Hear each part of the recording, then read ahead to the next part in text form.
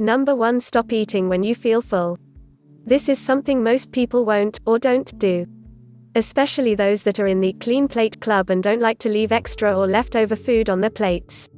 Honestly, there is absolutely no shame in leaving that extra portion of food on your plate. When your tummy feels full, just push yourself away from the table and say, "No more for me, thanks." Number 2. Take a few extra or longer walks. Walking is a terrific form of exercise, and can be a great cardiovascular workout in colder temperatures. Especially when there is a nice layer of snow on the ground.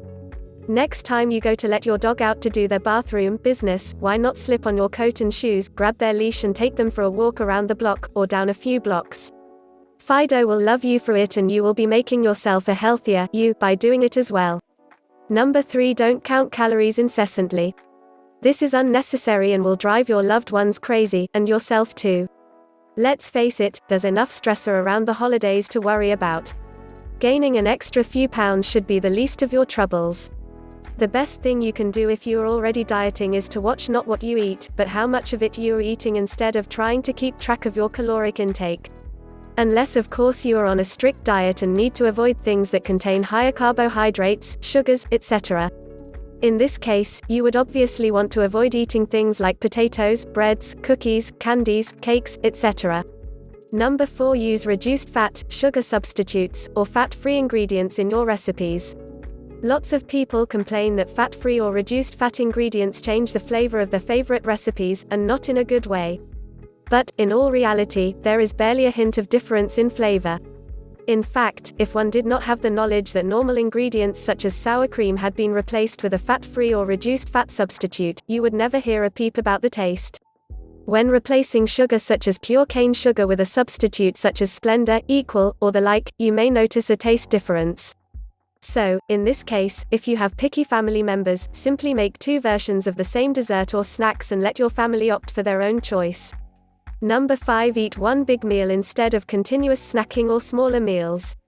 Opinions will vary on this one, but whether you're eating a bigger meal once, or several smaller meals throughout the day, the amount of food you are taking in is just about the same at any rate. The difference in eating a big meal once is that you will be completely full, or have the full feeling, so you won't be hungry as much.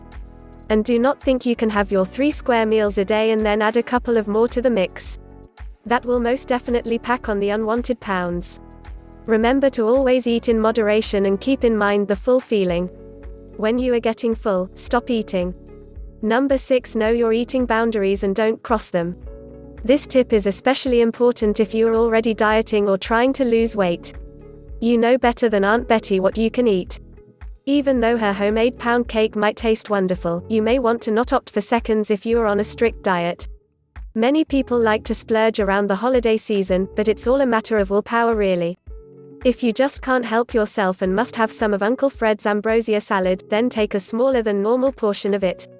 Number 7. Go for the healthy food choices. Almost every family unit has at least one health nut within its midst.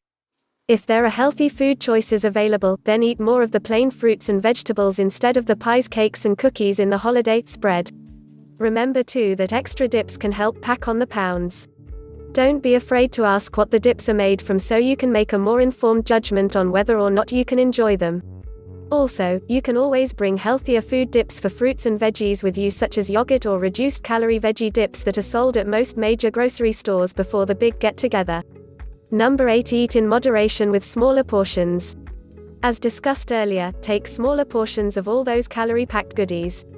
This way, you can still partake of all the wonderful eats without packing on all the extra pounds that go along with all those goodies.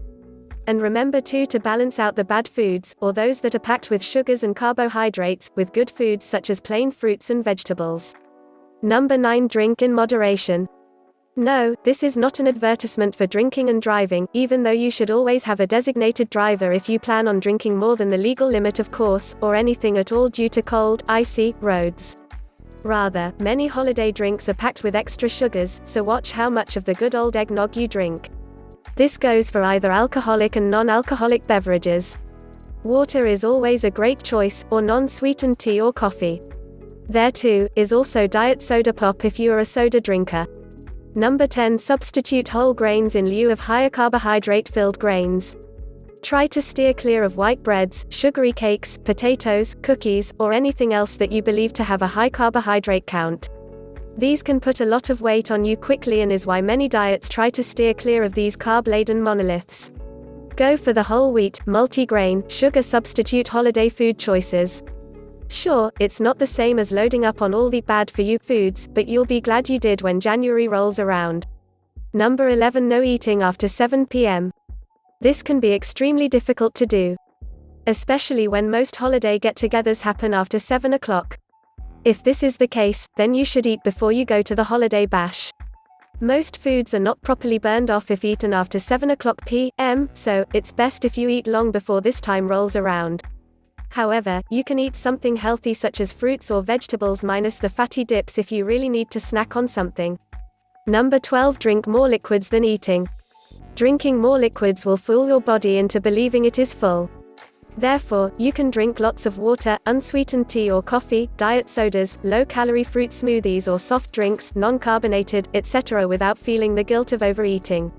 Stay away from higher sweetened drinks as this will defeat the purpose of watching your weight. Number 13. Eat something before you go grocery shopping. Actually, you should eat something before you do any out of the house, or in-house for that matter, activity that will burn calories.